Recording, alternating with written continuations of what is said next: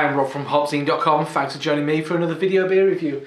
This time we're looking at another bottle of beer from the wonderful Harviestoun Brewery in Scotland. It's another bottle of their Ola Dubh. This one is the most recent release as of May 2014. As you can see there, it's the 21 Special Reserve. So this, once again, as always with Ola Dubh, is aged in Highland Park whiskey barrels. And this is, as it says on the, they just put it really nicely, so I may as well read it. Aged in selected oak casks, formerly used to mature Highland Park's beautifully balanced 21-year-old single malt Scotch whisky, 8% ABV. So yes, once again, huge thanks to the good man Ewan up at Harviestoun for sending me a couple of bottles of this to take a look at.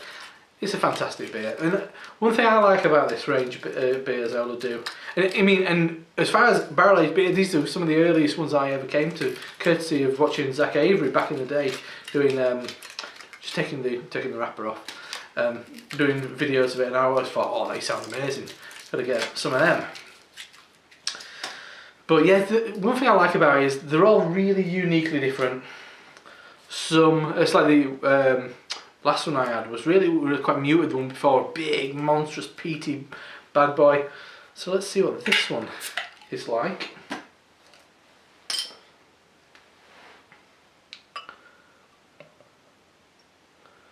So this is, they call it, I guess they call it a barrel-aged black ale.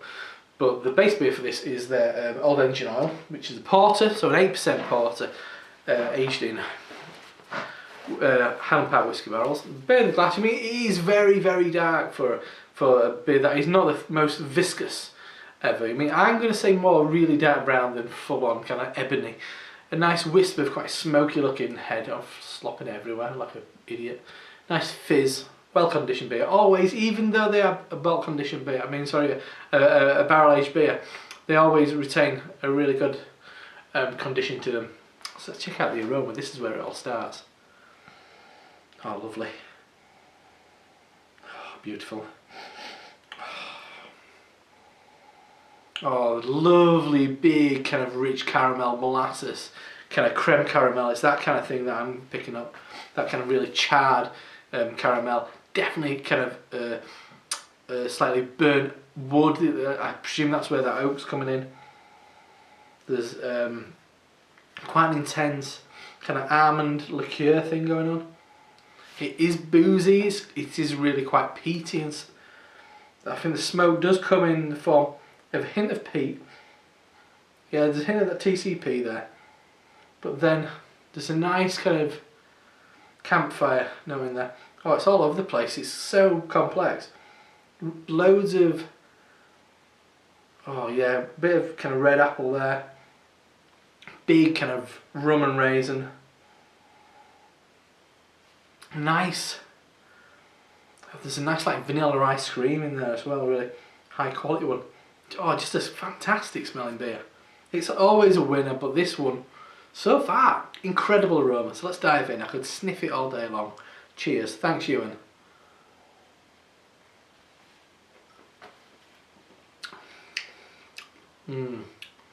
Oh, that's beautiful.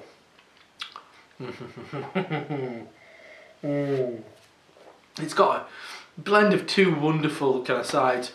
One side which, well, I'll get on to my favourite bit first. But I think they work in absolute perfect unison. There's a lovely smoked, peated malt kind of thing going on in there. Peated, smoky, slight TCP going on there, not much though. And the side which works really nicely with it, and the thing that's really get me going is this lovely, once again, it's really similar to what you're picking up on the nose, but for me, these two elements really stand out. This lovely, rich caramel, vanilla.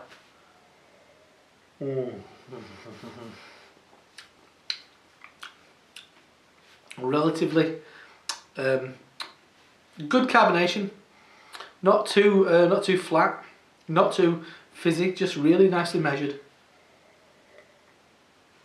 Not loads of body as you'd expect with this beer, but there's something about those flavours that kind of give you this idea of it being more than it kind of feels, I mean, the mouthfeel doesn't really promise a hell of a lot, but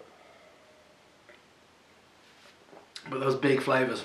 But yeah, just really nicely measured. Nothing going over the top, just really calm, lovely, perfectly done. Ends with maybe kind of bruised red apple, licorice, and then more of that kind of like slightly dry, burnt wood, slightly carbon note.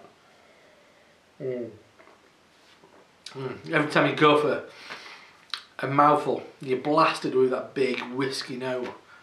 It's not alcoholic nose, it's just got those big kind of peated malt characters. And then when it hits, just this lovely, rich vanilla, peated malt, peated whiskey.